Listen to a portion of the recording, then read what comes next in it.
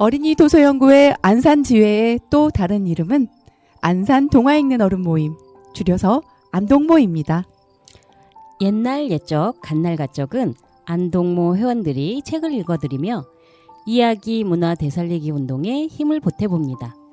남녀노소 오순도순 잠자리에 들기 전 이야기로 신나고 행복한 시간 되시길 바랍니다. 옛날 옛적 갓날갓적 황선희 유미경입니다. 네, 그리고 천원석입니다. 안녕하세요. 네, 안녕하세요. 안녕하세요. 여기 FM에서 원석쌤을 발견하고 제가 득달같이 달려가서 게스트로 모셨습니다. 졸지에 납치당한. 너무 반갑습니다. 네, 정말 한동안 너무 못 뵈가지고 자 눈에 진물이 날 뻔? 어머 그 정도예요? 네, 모르셨어요? 네, 소식 좀 전해주세요. 저희가 알고 계시죠? 잘 듣고 있으실까요? 횡설수설. 네, 유익한 방송이죠. 네, 네, 너무 좋아요. 인기도 좋잖아요. 네. 예. 우리 안동모 모임이 수요일 날 오전 10시에 모임이 있는데 공교롭게 이번 하반기에 제 개인적인 강의가 그 수요일 날 오전에 잡히는 바람에 또 저녁 모임이라도 참석을 하려고 했더니 저녁 모임에도 또 강의가 잡히는 바람에 하반기 때는 좀 참석을 거의 못해서 진짜 죄송한 말씀 좀 드리고요. 그래서 이제 강의가 끝났다 참석하려고 했더니 안동모가 또 총회를 한다 그러네요. 겨울방학 들어간다고. 그래서 이래저래 이번 하반기 때는 이제 참석을 잘 못해서 정말 죄송한 말씀 드리고 내년에는 좀 가능한 한 수요일 날 오전에 강의를 좀 안 잡으려고 아니면 저녁에라도 꼭 좀 참석하려고 좀 노력을 꼭 해보겠습니다. 저 개인적으로도 좀 배우려고 왔는데 너무 아쉬운 시간들이 흘러가서 좀 죄송한 말씀 많이 드립니다. 꼭이요. 네. 그런 점에서 저도 할 말이 없는. 네. 저도 하반기에 수업이 많이 잡혀가지고 참석을 못했거든요. 공부 모임에. 저희 천호석 선생님께서 박사님이 되시고 더 바빠지신 것 같아요. 그러게요. 네. 예, 참 길거리에 차이는 게 박사죠. 박사보다 더 높은 게 밥사인데 밥도 못 사드리고 죄송합니다. 오늘도 우리 공부 모임이 있었는데 오늘은 특별한 모임을 겸했죠? 네, 공부 모임 이야기는 중간에 한번 다시 나누고요. 네. 여는 음악 들으시고 오늘 첫 이야기를 게스트로 모신 저희 천호석 선생님께 부탁드릴게요. 네, 영광입니다.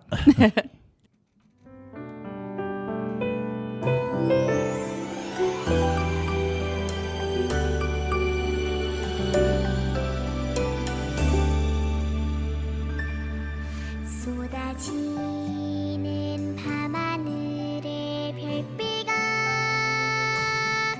어쩐지 조금 슬프게 예쁜 날 너무나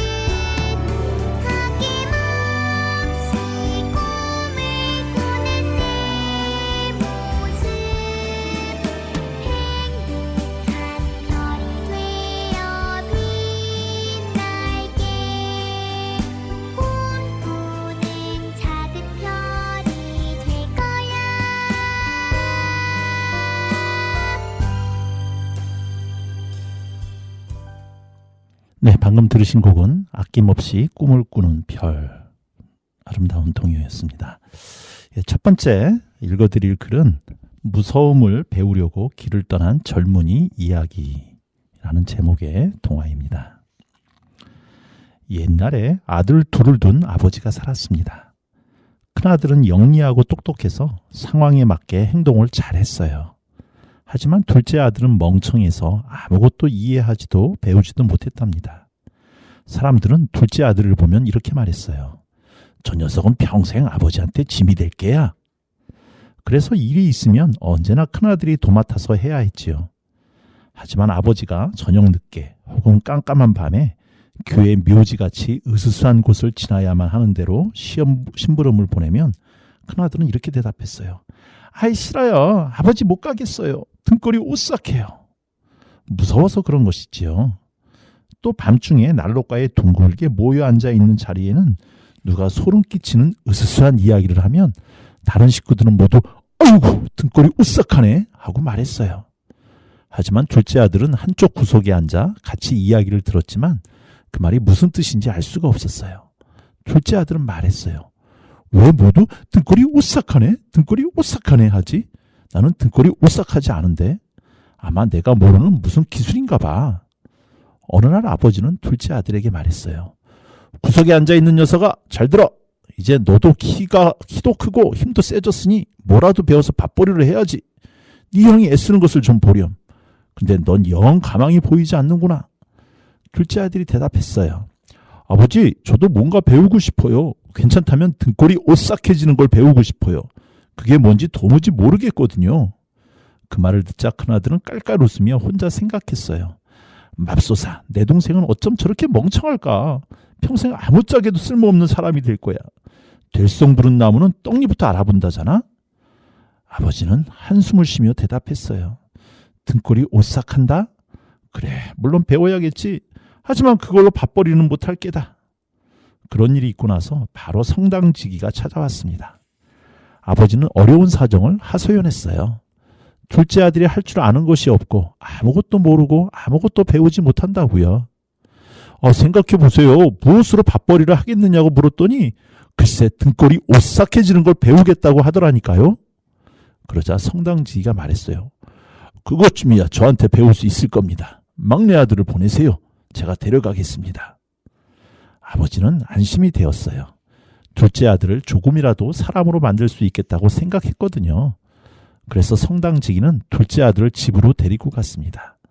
둘째 아들은 종을 치는 일을 해야 했어요. 며칠 후 성당지기는 한밤중에 둘째 아들을 흔들어 깨우고 교회 종탑에 올라가 종을 치라고 했습니다. 성당지기는 이 녀석 이제 등골이 오싹한 건지 오싹한 것이 뭔지 배울 수 있을걸 하고 생각하고 먼저 살며시 나갔습니다. 둘째 아들은 종탑에 올라가 몸을 돌리고 종줄을 막 잡아당기려고 했어요. 그런데 계단 위 종탑 창문 맞은편에 허연 물체가 보이는 것이 아니겠어요? 걔 누구냐? 둘째 아들이 소리쳤지만 허연 물체는 아무 대답도 하지 않고 꼼짝도 하지 않았어요. 둘째 아들은 다시 소리쳤어요. 대답해! 아님 싹 꺼져버려! 이 밤중에 여기서 무슨 볼일이 있어! 하지만 성당지기는 꼼짝 않고 그대로 서 있었습니다. 귀신이라고 믿게 하려고 그런 것이지요. 그러자 둘째 아들은 다시 소리쳤어요. 뭘 원하는 거야? 정직한 놈이라면 얼른 말해! 안 그러면 계단에서 굴려 떨어뜨릴 테다! 성당지기는 설마 그렇게까지 하겠어? 하고 생각하고는 아무 소리도 하지 않고 석상처럼 꼼짝 않고 그대로 서 있었습니다.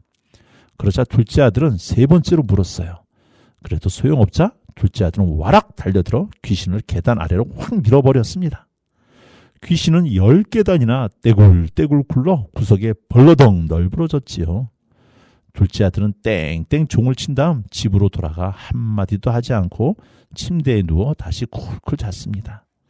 성당지기 아내는 오랫동안 기다려도 남편이 돌아오지 않자 불안해서 둘째 아들을 흔들어 깨워 물었습니다. 혹시 우리 집 양반이 어디 있는지 모르니? 너보다 먼저 탑 위에 올라갔는데? 둘째 아들은 대답했어요. 모르겠는데요? 하긴 누가 종탑 창문 맞은편 계단에 서 있긴 했어요. 대답도 하지 않고 도망가지도 않기에 도둑놈이라고 생각하고 계단 아래로 확 밀어버렸지요. 어서 가서 아저씨인지 보세요. 그렇다면 유감이네요.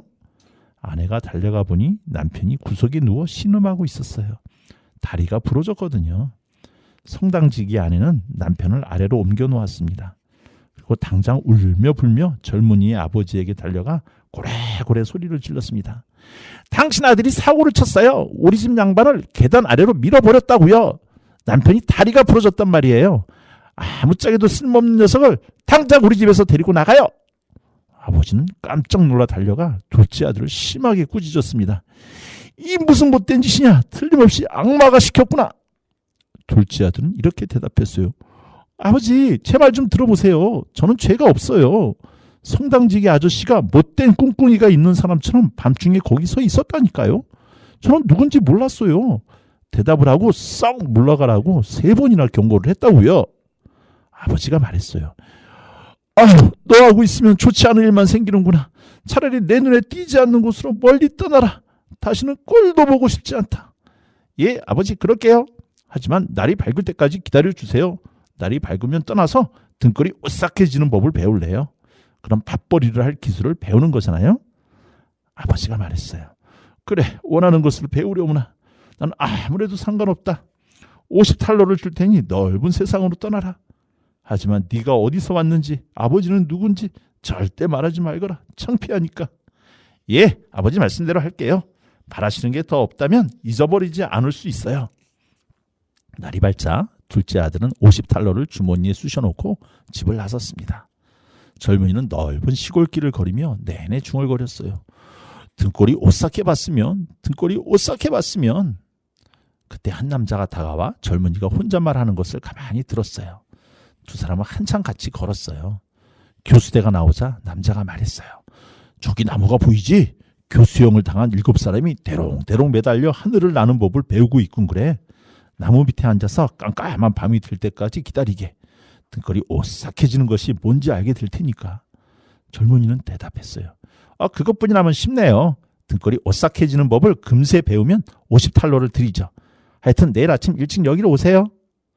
젊은이는 교수대 밑에 앉아 날이 어두워질 때까지 기다렸습니다. 젊은이는 몸이 얼어붙을 것 같이 추워서 모닥불을 피웠어요. 하지만 한밤중이 되자 바람이 어찌나 차가운지 불을 피워도 도무지 따뜻하지가 않았어요.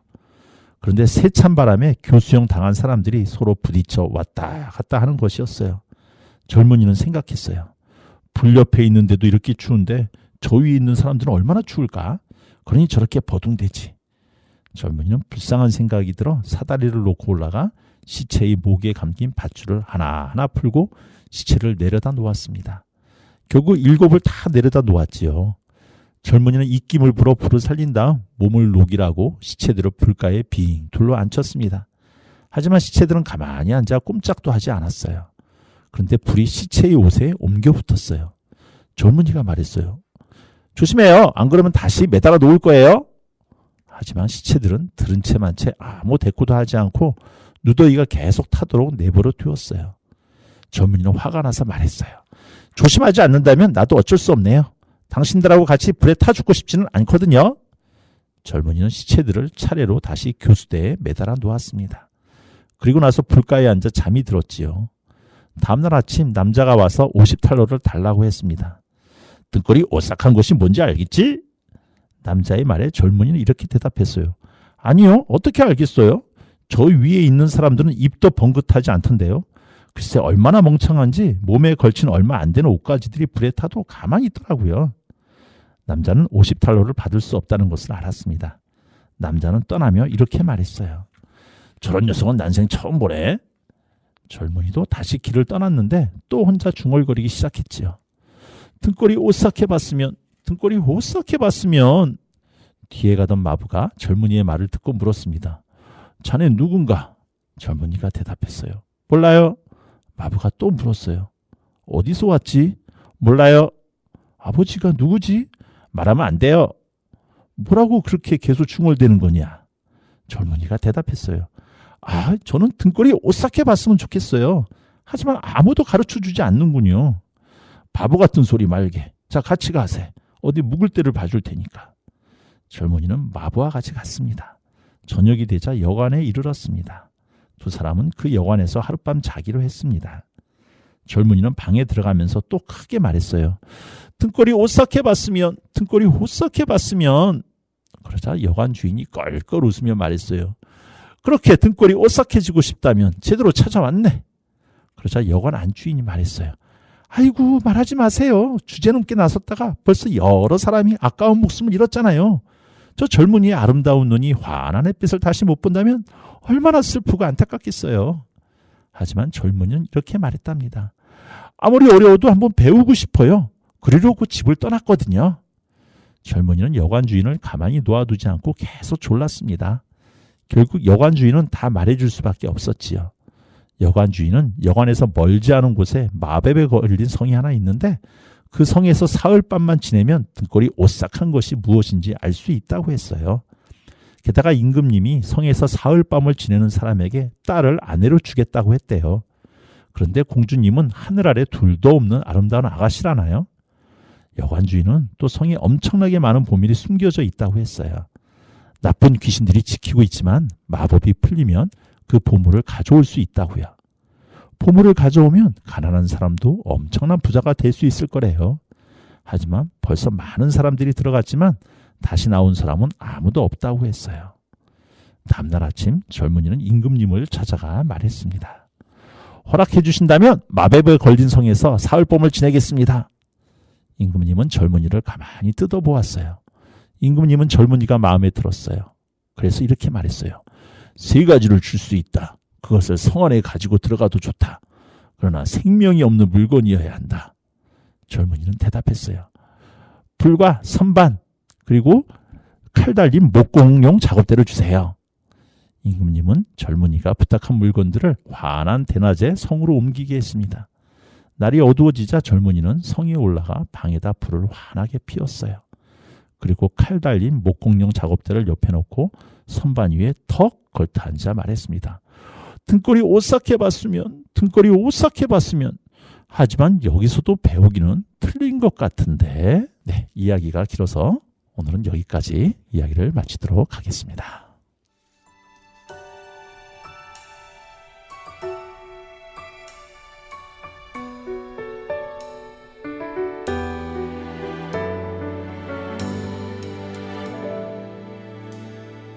파란 하늘빛 산후 바다에 피는 돌처럼 아름답네. 노란 다홍빛 산후 바다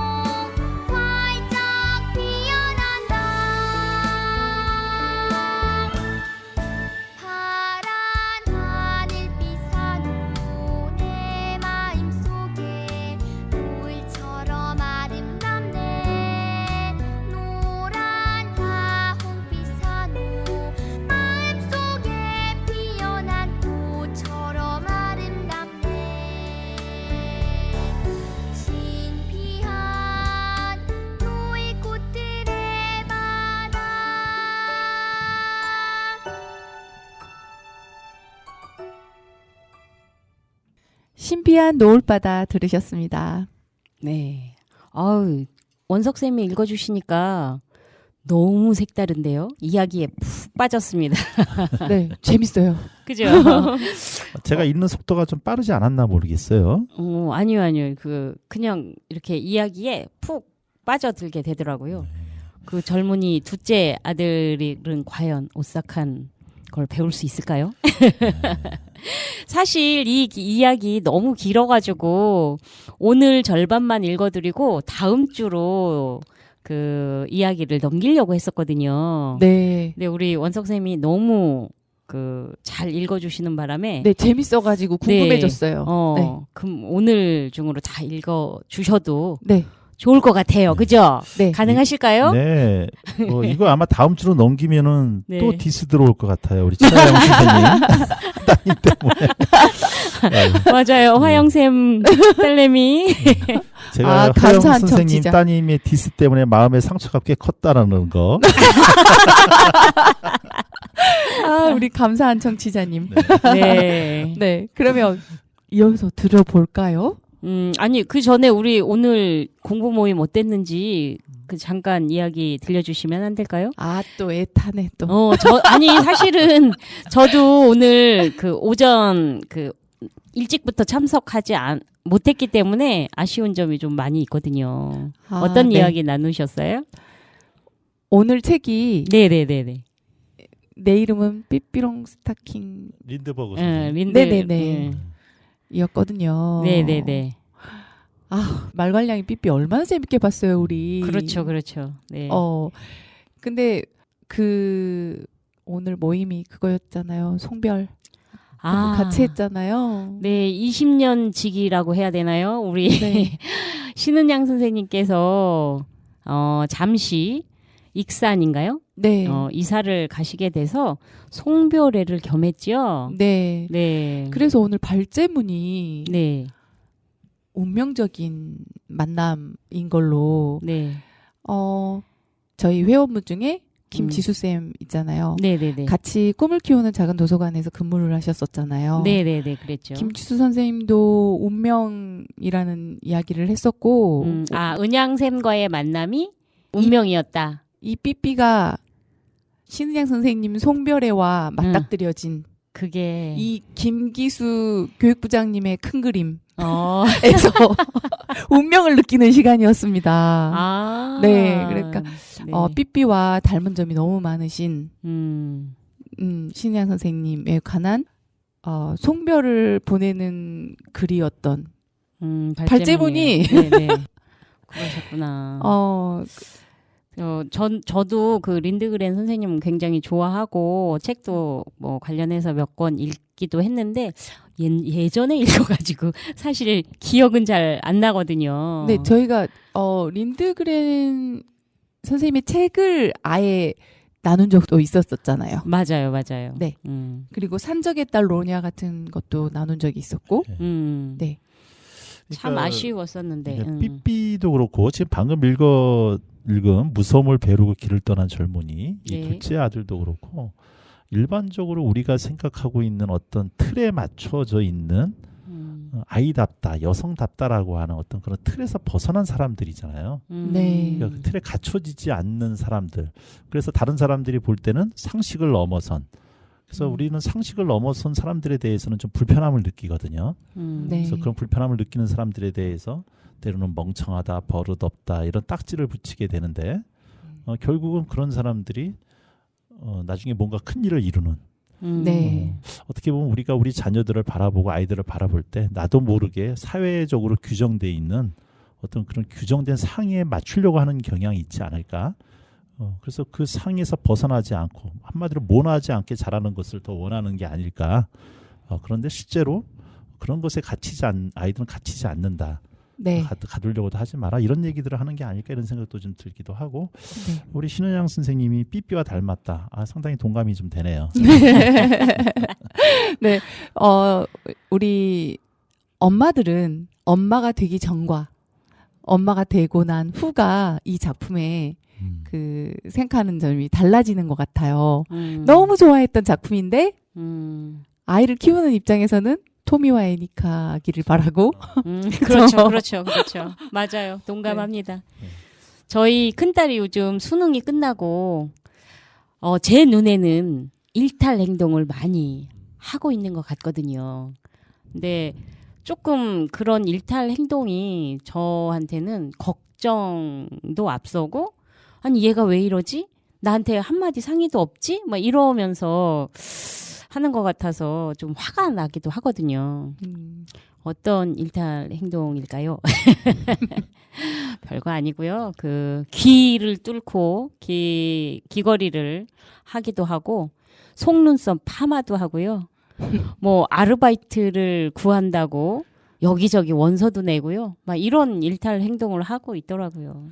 아, 일탈이라는 말이 맞는지 모르겠어요. 당연한 걸. 당연한가요?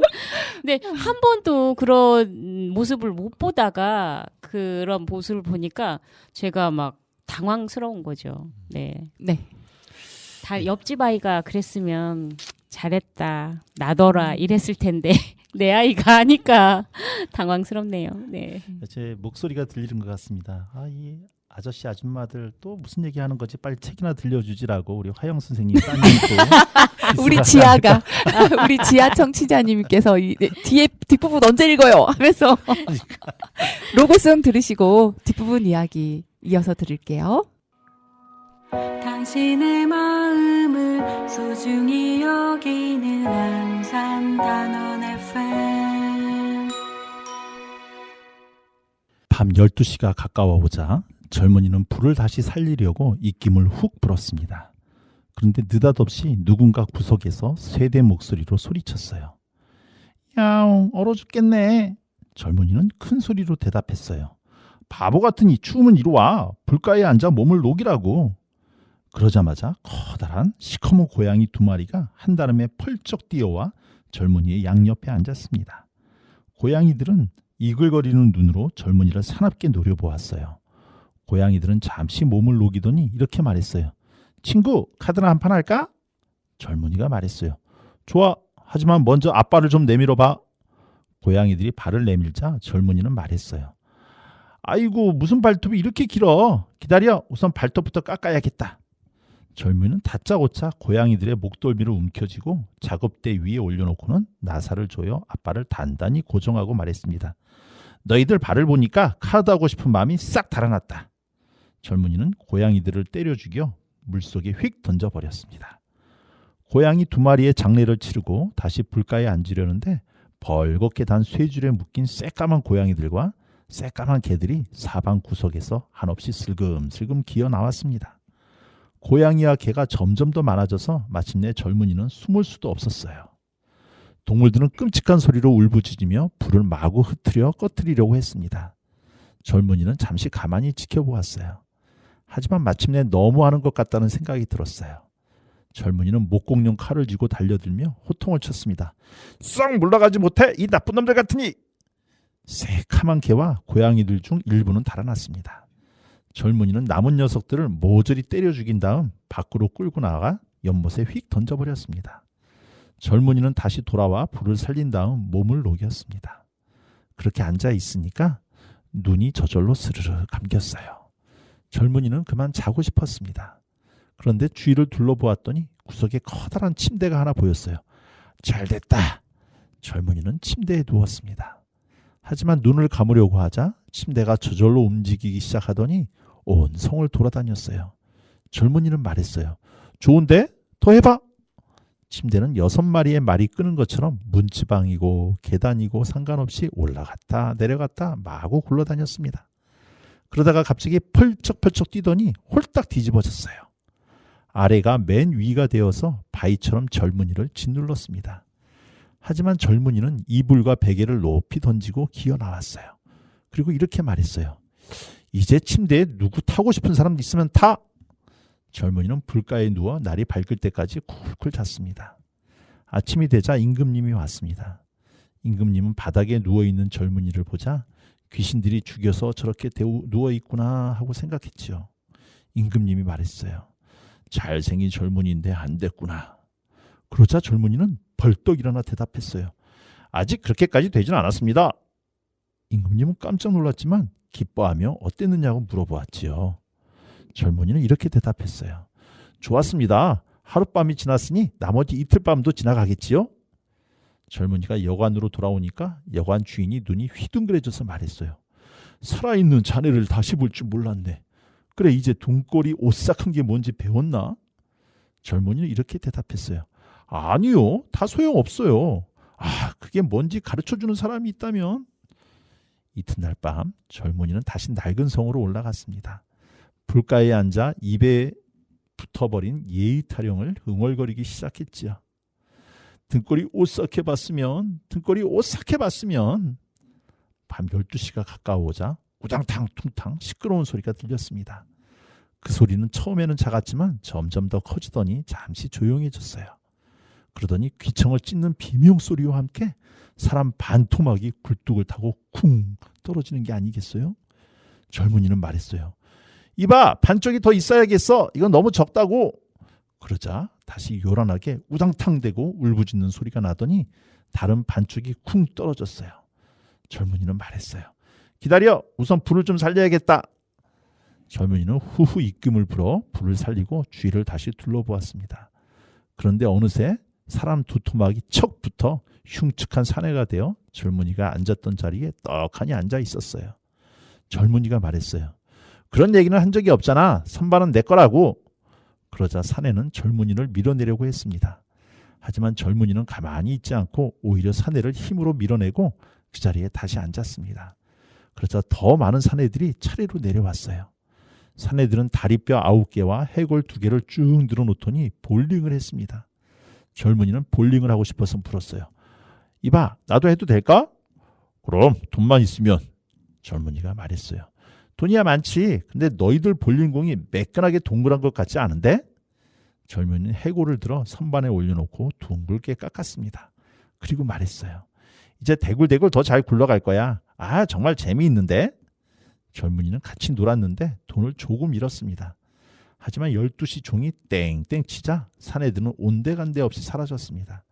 젊은이는 자리에 누워 편안히 잤습니다. 다음날 아침 임금님이 와서 물었어요. 이번에는 어땠느냐? 젊은이는 대답했어요. 볼링을 했습니다. 몇 푼 잃었지요. 등골이 오싹하지 않더냐? 웬걸요. 재미있게 놀았을 뿐입니다. 등골이 오싹한 것이 뭔지 알 수 있다면. 젊은이는 사흘째 밤에도 다시 선반에 앉아 짜증을 내며 중얼거렸습니다. 등골이 오싹해봤으면. 밤이 이슥해지자 커다란 사내 6이 관을 들고 들어왔어요.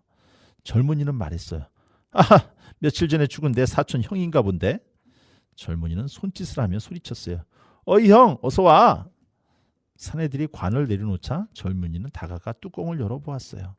관 속에는 남자의 시체가 들어있었어요. 죽은 남자의 얼굴을 만져보았더니 얼음장처럼 차가웠어요. 기다려, 몸을 좀 녹여줄게. 젊은이는 손을 불에 쬐어 따뜻하게 한 다음 시체의 얼굴에 갖다 댔습니다. 하지만 시체는 여전히 차가웠어요. 그러자 젊은이는 관에서 시체를 꺼내 꼭 끌어안고 불가에 앉아 피가 다시 돌라고 팔을 문질러 주었습니다. 그래도 소용없자 젊은이는 침대에 같이 누우며 몸이 따뜻해질지도 모른다는 생각이 들었어요. 그래서 시체를 침대에 눕히고 이불을 잘 덮어주고 그 옆에 누웠지요. 잠시 후 시체가 따뜻해져서 꼼지락꼼지락 움직이기 시작했어요.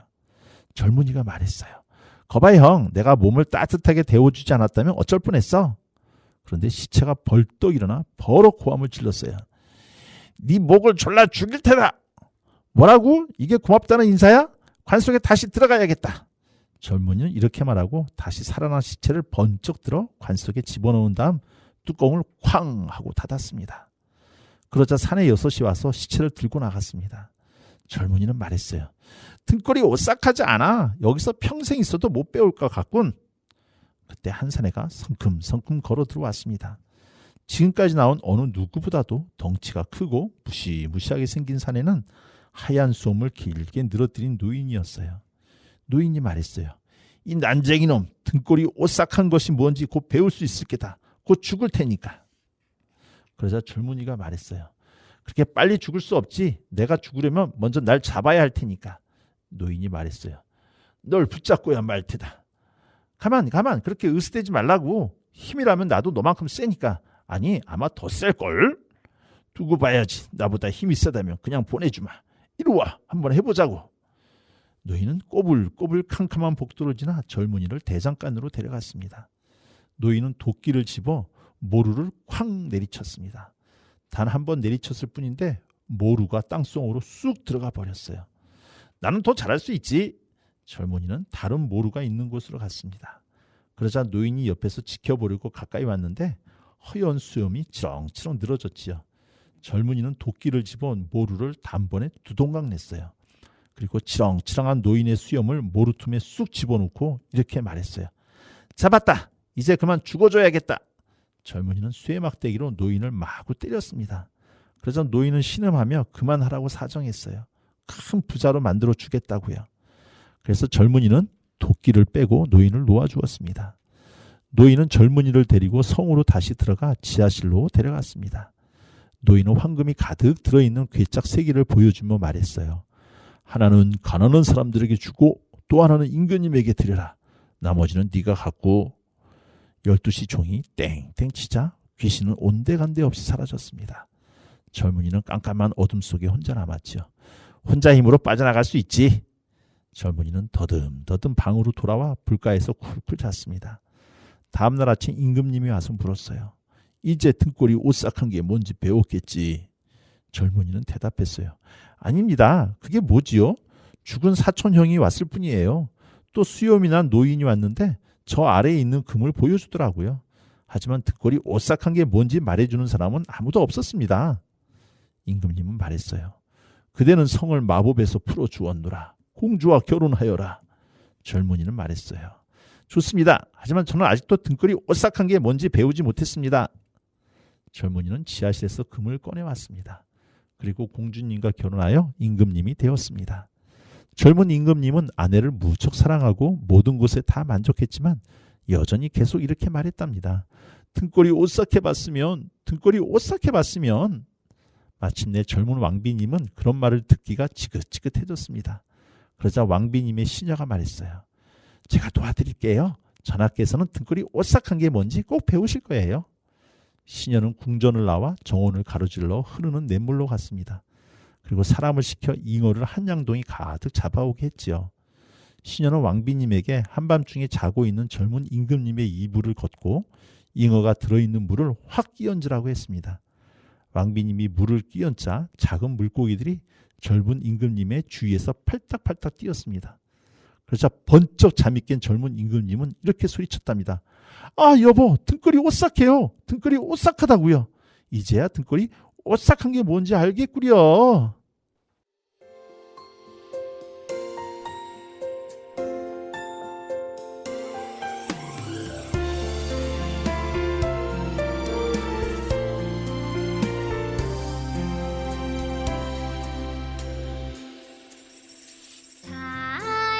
달님은 달리기 재주가 없어요.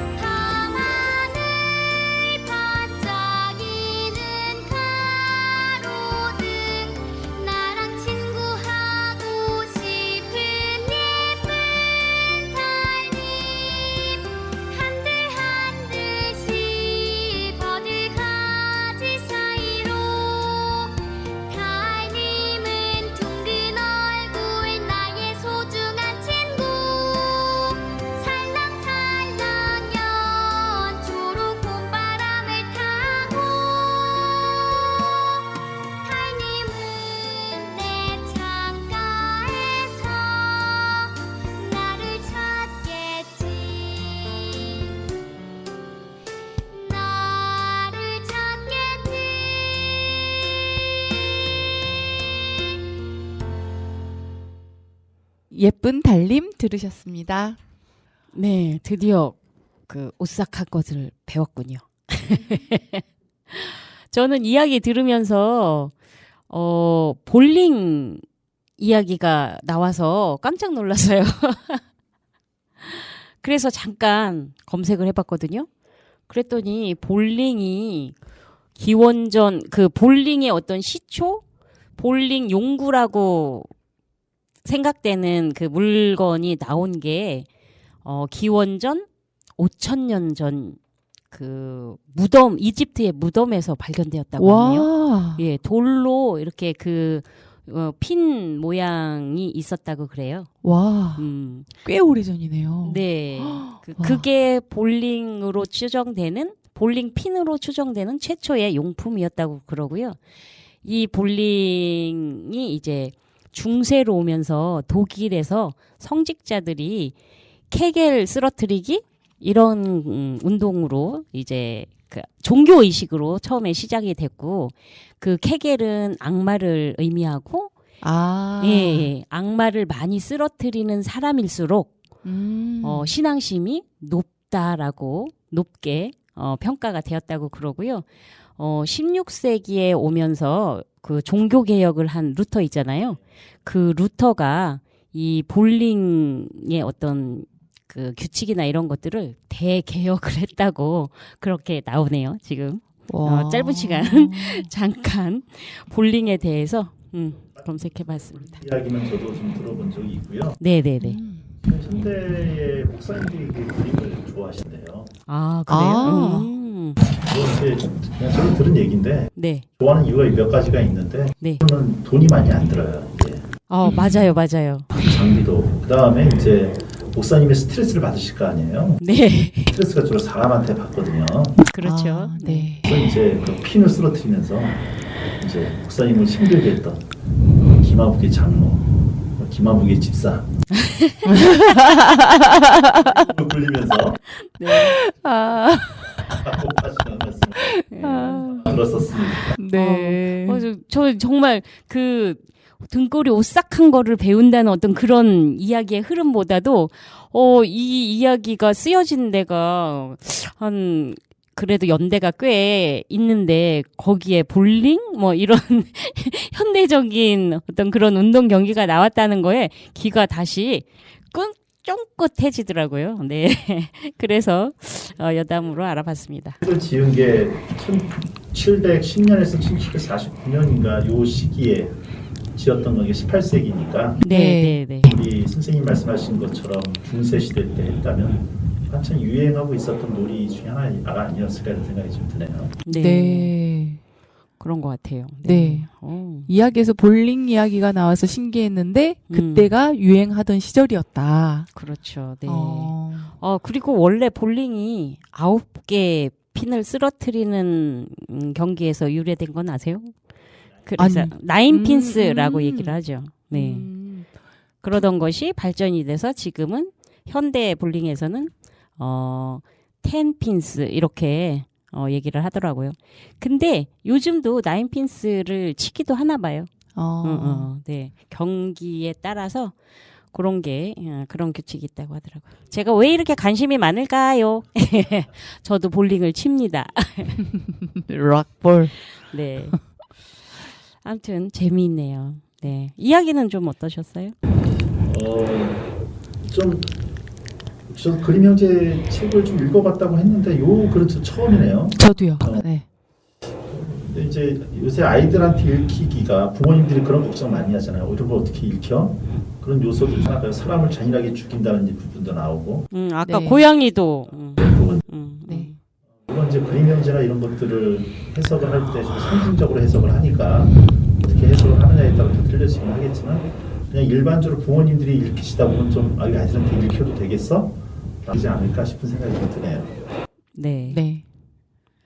저도 읽어봤었는데 제가 그렇게 읽을 때는 이렇게 깊이 있게 안 읽어서 그랬는지 그런 내용이 별로 생각이 안 났었거든요. 근데 원석쌤이 읽어주는 거를 이렇게 가만히 듣고 있으니까 볼링도 그 귀에 들어오고, 그리고 고양이 뭐 이렇게 죽이는 장면이나 뭐 집어 던지는 장면 뭐 이런 것들이 잔인하지 않나 뭐 이런 생각도 들기도 하고 그랬던 것 같아요. 네. 네. 이야기를 잘 못 들은 분에게 오싹한 거 요약. 결국 오싹한 거 그 살아있는 물고기를 몸에다가 넣어가지고 오싹한 걸 느낀 거 아닌가요? 뭐 그 일반적으로 아까 그 뭐라 그랬지? 그 편견이나 뭐 나와는 다른 어떤 그런 사람들이 가지고 있는 것에 대해서 잣대로 들이미는 그런 사람들은 생각하지 못했던 그런 오싹함인 거죠. 그러니까 경험하지 못했. 아니 무슨 소리 하는 거야 내가 지금. 그러니까 저는 제 타이틀인데 왜?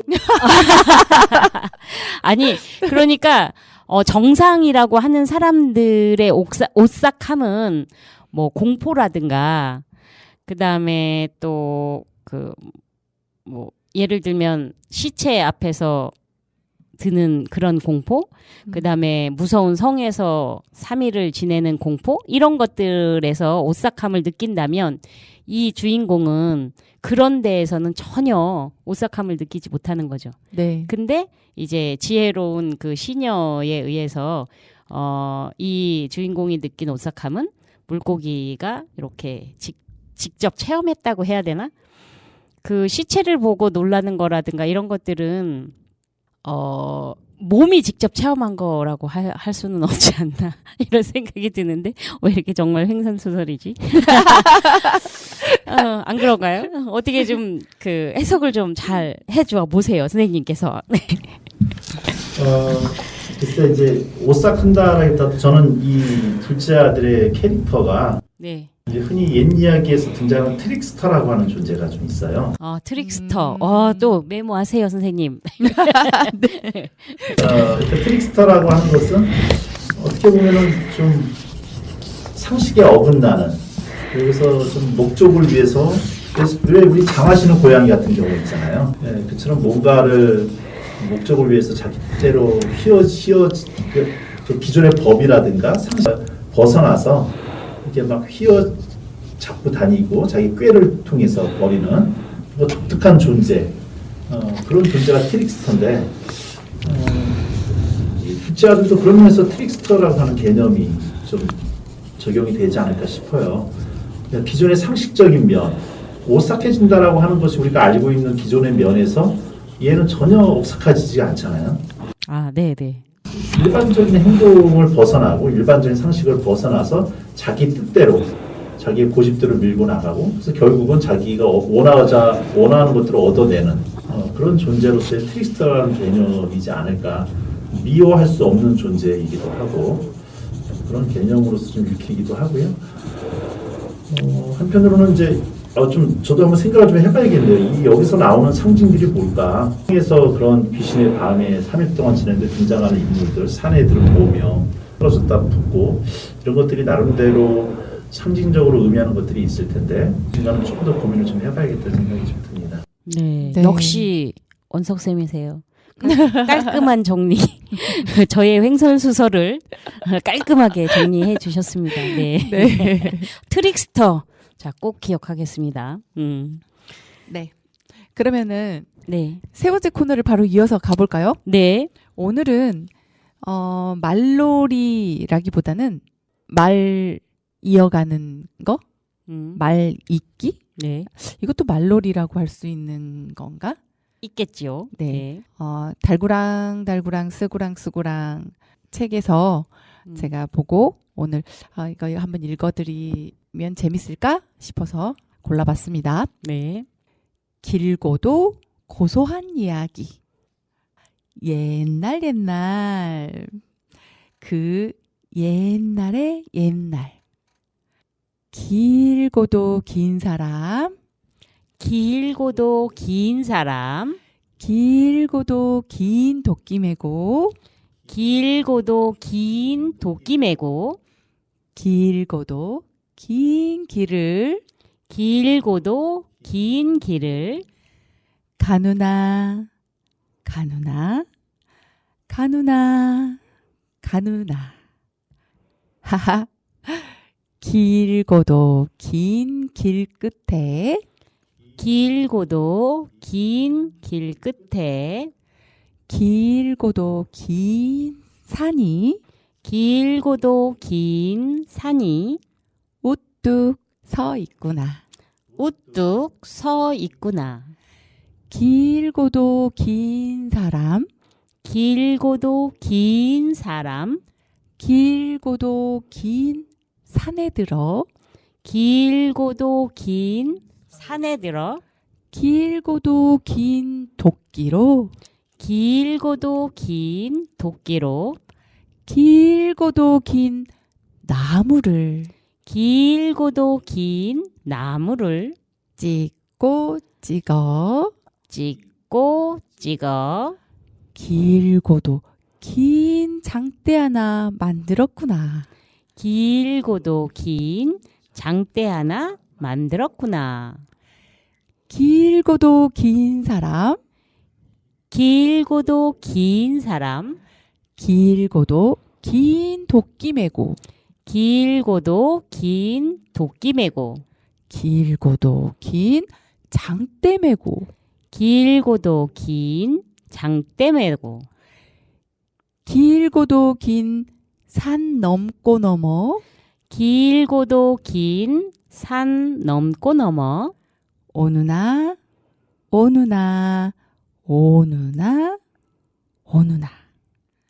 하하하, 덩실덩실 춤을 추며 오다 오다 오다가 길고도 긴 집에 돌아왔구나. 길고도 긴 사람, 길고도 긴 사람, 길고도 긴 장대 끝에, 길고도 긴 장대 끝에, 길고도 긴 깨꾸러미 매달았구나. 길고도 긴 깨꾸러미 매달았구나.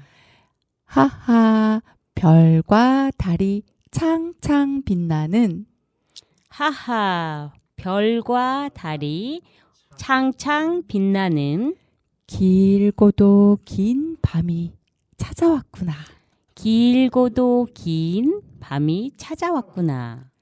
길고도 긴 장대 끝에, 길고도 긴 장대 끝에, 길고도 긴 깨꾸러미에서, 길고도 긴 깨꾸러미에서, 길고도 고소한 옛말이 길고도 고소한 옛말이 별과 달을 품어 반짝 터지는구나.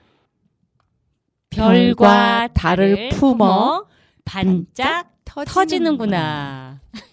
외우지를 못해요. 하하, 반짝, 반짝 터지는구나. 하하하, 자꾸, 자꾸 터지는구나.